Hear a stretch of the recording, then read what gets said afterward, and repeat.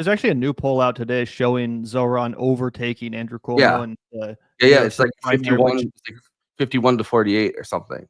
yeah, it is one of the first ones that actually shows him up.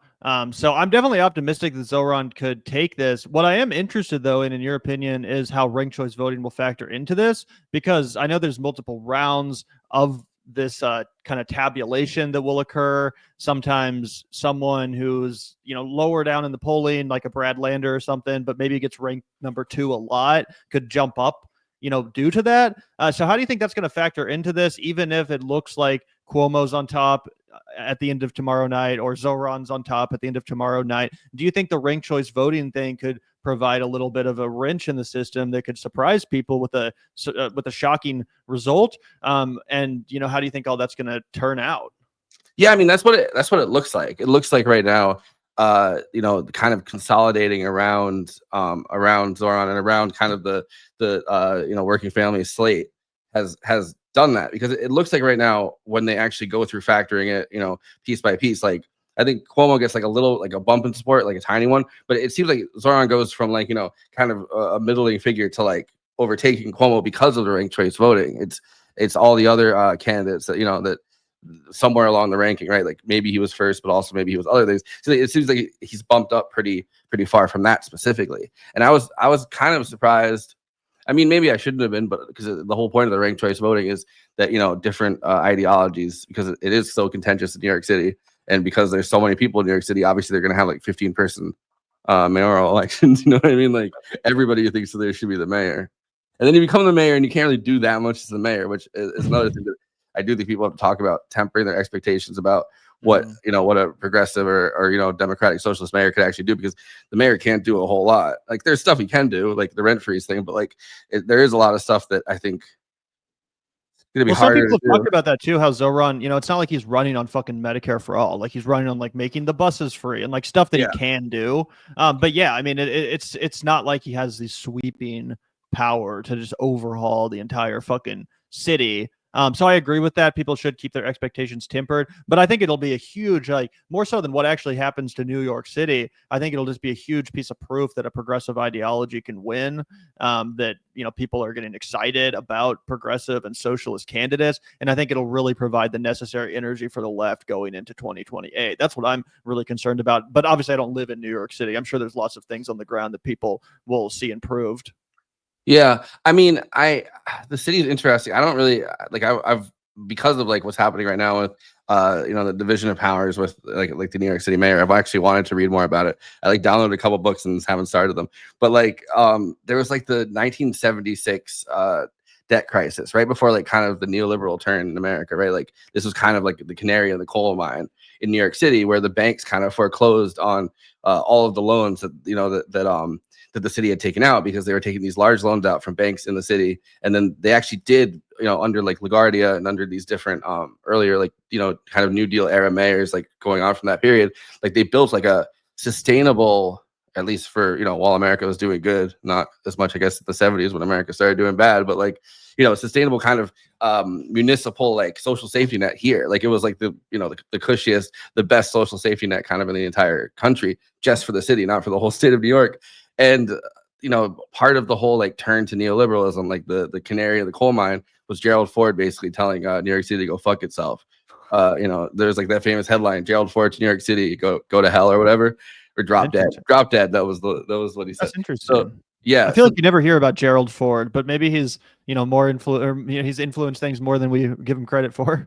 I mean, I think it's a lot of it is just laying the groundwork for what happened with Reagan, but like it was kind of one of these big canary in the coal mine things, where a lot of these bankers and a lot of these capitalists within the New York City community decided to teach New York City specifically because they had this social safety net, like a lesson in fiscal discipline or whatever, and they called in all the loans at once, and they wouldn't let New York City take out more loans, and this it's on purpose, just to be kind of dicks about it, because they wanted to teach this fiscal responsibility lesson or whatever. And then Gerald Ford took their side, which he was trying to show like, oh, Republicans are fiscally sound, and it was during the time of this stagflation too. So it's like everyone was freaking out about that. which like you think we would have gotten over it, but then during the Biden administration, everyone's freaking out about inflation. Like and immediately stopped after Donald Trump got elected. It's not like the inflation's been curved at all. Yeah. One other thing I wanted to react to, I know Gavin, you pulled this, and the point I was making. Sorry, I was too roundabout about this, but the point I was making is that I think the powers of the New York City mayor were substantially curbed from that period. And this is a wider phenomenon in the entire country. I think where it's like the transformative vision that people used to have, like FDR or like even like JFK or like LBJ, right? Like where they see themselves as transformative leaders. Now they kind of see themselves as managers. Which is why I think that's a worldwide phenomenon, like a technocratic phenomenon. And during that period, I think they really curtailed the power. I mean, besides, like, I think we should have like 1 million more police and give them budgets. Like, of course, you could do that as New York City mayor, but the building the social safety net part, that did used to be something that the city was able to do, like provide. And I mean, I'm sure they worked with state governments and federal governments to do that, but which I don't know enough about it. But it's like, I think they curbed, did a little bit of work like that. We talked to Sam Cedar a few weeks ago, and Sam was talking about how obviously, like in terms of New Yorkers, he's somebody that considers himself of like immense privilege. But when you live in New York City, there's obviously all kinds of people who are really, really wealthy. So he was like, I definitely am in the top half of all New Yorkers in terms of like economic income. And he talked about how even for him, it made a huge impact on his life. The fact that Bill de Blasio had like free pre-K. He was like 1 or 2 years or whatever of like of his child. I don't know how many kids he has or if he has one kid, but he mentioned like even him. Yeah, I think Sam has 2. I think he has a son and a daughter. And he was talking about how even for him, as somebody who's pretty comfortable in New York City, as comfortable as you can be in New York City, where it's like fucking infinitely expensive to live, that made a huge difference on his life. And that was actually one of the things that he could point to from the Bill de Blasio mayor run, that was like, hey, he had to fight tooth and nail to get this little fucking thing accomplished. But it was a bold vision, and kind of like a step away from the Bloomberg, Giuliani managerial thing. Yeah, I never thought I would like be like someone who had like warm feelings a little bit about de Blasio until like more recently when I started like being more interested specifically in like New York City. I started kind of with the end of de Blasio's term, and then like Eric Adams getting elected, and like I just kind of got more interested in like knowing more about New York City, which is like it's the place that I was literally born, so like I probably should like the politics of it and stuff. And I've been like slowly trying to learn stuff, but like I don't know. I think like knowing what de Blasio actually did with like childcare and what he wanted to do, he was a fairly progressive guy. Oh, he endorsed Bernie Sanders in 2020. I mean, he did some good stuff. Really quickly, he dates Nomiki right now. Right, which is fucking nuts, man. I mean, we had our row with Nomiki. She's no fan of the Vanguard. She blocked us like fucking 3 years ago. But good for her, man. Bill seems like a nice guy. I'm sure he's a wonderful partner. Wanted to throw this up there just to get a little bit of a movie crossover on the way out. Obviously, Michael Moore has been more selective in how outspoken he is. We used to call him the Michael Moracle, right? The great oracle, the guy that predicted that Donald Trump would win in 2016 and the guy that predicted that Joe Biden would win in 2020. However, he shat the bed in 2024 and he led us a fucking stray, man. We were like, nah, look at the Seltzer poll. Look at the Michael Moracle. It's going to be him. Fuck Donald Trump. Yeah, I mean, I didn't like. I'm happy that I don't really do that much like specifically political stuff right now, because my thought was like, and I was on like Dan from the internet, who I know you guys have gone back and forth with, but I spent like the election day just getting drunk on his stream, like drinking tequila and then getting more and more like irate. But I don't know, like the whole time I was like, this is gonna be a toss up. This is crazy. Like I have a bad feeling about this. And then kind of the last few days before it, I was like, there's no way. I just feel like Trump's kind of been quiet this whole election. Like, the stuff that's come out of his mouth has been like just kind of nonsense. Like maybe we could just not even anything about Kamala. Just like maybe we could get out of the Trump era. Like, don't you think? What I wanted desperately. Yeah, I thought like a very slim majority of Americans might just say we need to get out of this era of politics. But like apparently no, they said we need to get balls deep in this era of politics. I want more of this, please.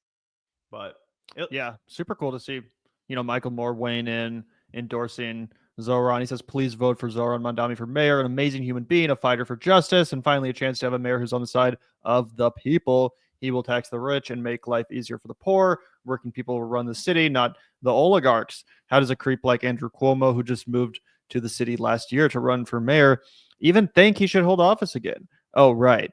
We elected his doppelganger as president in November. Stop the madness. Vote He for literally Zoran. is too. Like the more you look into like the story of Andrew Cuomo, like he really like what he does when he's not, the small times where he's not a politician is like real estate deals.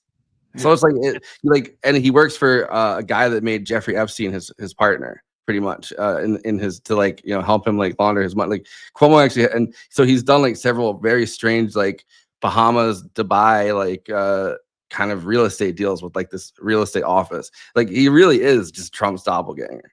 He's blue Trump. I also feel like, obviously Zoran Mamdani is so talented, such a great, candidate. But I feel like Cuomo, being as scandal ridden as he is, has almost provided or created this lane for a genuine, like alternative, insurgent, progressive socialist candidate to succeed in. And obviously it helps that Zoran is really charismatic. He's well-spoken. He's, insanely telegenic. The guy's very handsome. You know what I'm saying? Like, these are all things that help him out. I'm not saying that just any random socialist wouldn't have been able to pull this off given the circumstances. But it's kind of a perfect storm, which is enabled the socialist movement to get, to get some prominence and for the DSA to really build off of this. It's a great thing. And it shows what I've always said, which is that electoral politics might not be ideal, but when it is properly utilized by the activist movement, it's a rising tide that lifts all activist boats. We see that happening in New York City with the DSA membership exploding, with each Zoran rally being basically also a DSA recruitment event. We see a lot of left-wing unity with people like Bernie Sanders and AOC joining on together, bringing out massive crowds. Bernie was a bit late on that one. It's definitely... Yeah, for sure. You can say that. But the point is, it shows the sort of energy that is possible and the sort of momentum that can be created, by a real energized and healthy progressive movement. And again, that's what I've been saying this whole freaking time, guys. Like, even if you hate electoral politics, even if you think it's a disgusting clown circus, at very least, you can rely on it to create that energy that will empower other activist groups, tenant unions, stuff like that. People who just engage in their own form of activism. Yeah, they're going to get more of a voice, more of a platform, thanks to all of this. I think there's a combination where I do think Zoran, and I don't like, even if he doesn't win this, I mean, who knows? Like he might run on the Working Family Party's line or whatever too. Like if it's very close, like I don't know what's gonna happen. It's like it's very hard to tell what's gonna happen right now because it's like it might be a four-way race with a cat boy Curtis Seal or whatever his name is, a fucking red beret guy lives with 15,000 cats or whatever in a disgusting apartment. That guy. And then Eric Adams, who like there's running on the Stop Anti-Semitism ticket. Yeah, but they're also hanging out with Sneeko. That was crazy, dude. There was the only person I really saw cover it as like headline news was like Mehdi Hassan, like literally just Eric Adams smoking. Like Sneeko's not even someone who kind of hide. Like he's just like, you know what, Jews are bad, and it's like Eric Adams is just smoking with him and be like, yo, what if New York City was like Miami? Like insanity, and nobody really like everyone kind of, because I mean I think that would have been a lot more covered if he was running in the Democratic primary, but like I there's functionally no difference between him and Cuomo, like at all, like in their politics, like the what they would do for the city, right? Like I think that probably Cuomo is slightly more competent because he's done it longer, but I would say that like if it came down to Cuomo versus Adams, I would say Eric Adams probably, because at least he's not like a degenerate sex predator. Like, like that really is like the I don't know, like the that's so New York City, isn't it? And honestly, so America. You have one guy who is running on representing the working class. He's an outside of the box thinker. He's unconventional in the sense that he's young. He's not establishment backed. Obviously, it's a difficult time to be running as a he wasn't even like institutionally progressive backed in the beginning. Like I think there's been a lot of consolidation around Zoran. He feels like a once in a generation kind of or at least once in like kind of cycle This communicate. dude went on a hunger strike for taxi medallion workers when nobody knew who the fuck he was. We were one of the only channels that covered it because we've been Zoron stands for a long time. We had him on 5 years ago when he won the New York Assembly race in Queens, and we've been big fans of his. But then he did the taxi medallion hunger strike for like 2 fucking weeks. And I was like, any guy that goes on a hunger strike for 2 weeks is a fucking real one, and I'll go to the mats for him. And then again, he led another hunger strike. This one was shorter after October 7th, demanding that the New York I believe it was New York City, not New York State Assembly, put forth a ceasefire resolution. I don't want to wrap this too quickly, guys. I do have to be at a cocktail tasting. I am a judge, and you guys know I am not going to miss out on an opportunity to drink. How's the cocktail taste? Do you have to spit it out or whatever? After I'm not going to try and make me spit it out. You know what I mean? I'm going to be using my own metal straw. I do like the idea of having to like vote on what cocktail is the best, just hammered. And you're like all of them. All I've of done them it a lot. Got better at it. I've gotten better at it over the time. You know, you bring a note card. But anyway, Forrest, do you have any kind of final message? Obviously, movie night extravaganza, great show. We have to relive the Blue Velvet Anna Kasparian appearance, Gavin and I do, after this is over, because I'm very curious about that. But do you have anything to plug? Any final forecasts? Anything like that? Yeah, I mean, you know, movie night extravaganza, go follow it. And I come as an emissary of telling you guys to get on this space. If you know, if it starts to go well, we just kind of talk to Letterhack about it this week. And I think more and more people should go on that too. I would tell anyone that's in New York City. I mean, I assume some people are like, there's a lot of people there, you know, rank Zoron #1, rank Lander #2, I'd say. And then, you know, anybody that isn't fucking Cuomo, keep Cuomo out of the, you know, out of power. Keep his hands out of Gracie Mansion. I don't want his hands, you know, harassing Gracie Mansion. He should not even be in a place that has a woman's name as the title of the mansion. So I would say, you know, vote for Zoron. It's important. Vote for Zoron, not the moron. You know. There you go.